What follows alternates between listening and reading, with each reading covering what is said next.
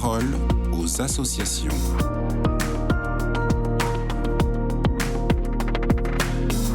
Monseigneur Golnisch, vous êtes notre invité dans la parole aux associations d'aujourd'hui. Vous nous parlez depuis Kiev, en Ukraine, où vous avez célébré l'Eucharistie. Aujourd'hui, avec un collaborateur de l'œuvre d'Orient, je suis en Ukraine. Je suis aujourd'hui à Kiev, où j'ai pu célébrer l'Eucharistie. Nos amis d'Orient disent la divine liturgie, dans une église au milieu d'un quartier nouveau. Et cette église, d'une certaine manière, est en construction, n'est pas encore construite d'ailleurs. Nos amis ukrainiens ont simplement fait le sous-sol qui sert d'abri en cas de bombardement et sinon qui permet déjà de célébrer donc la messe. C'était très émouvant pour nous de pouvoir prier non seulement pour les Ukrainiens comme nous le faisons habituellement en France, mais avec les Ukrainiens. Émotion de voir une jeune maman m'expliquer qu'elle faisait partie d'un groupe de prière de mères, de mamans. Et donc j'ai transmis cela à un autre groupe de mamans à Paris pour qu'elles puissent aussi prier en communion avec ces mamans ukrainiennes.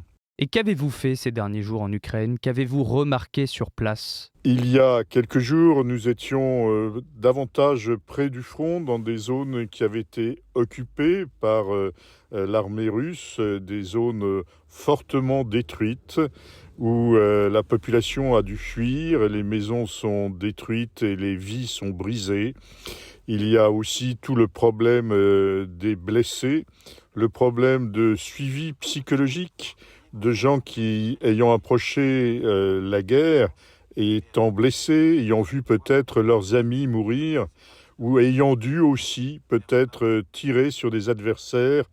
Tout cela, ce sont des traumatismes qu'il faut également suivre sur le plan psychologique.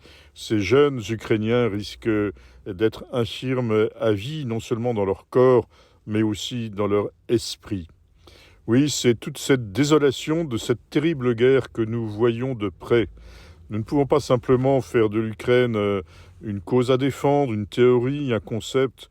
L'œuvre d'Orient se doit d'aller à la rencontre du peuple ukrainien. Elle le fait régulièrement à travers ses collaborateurs.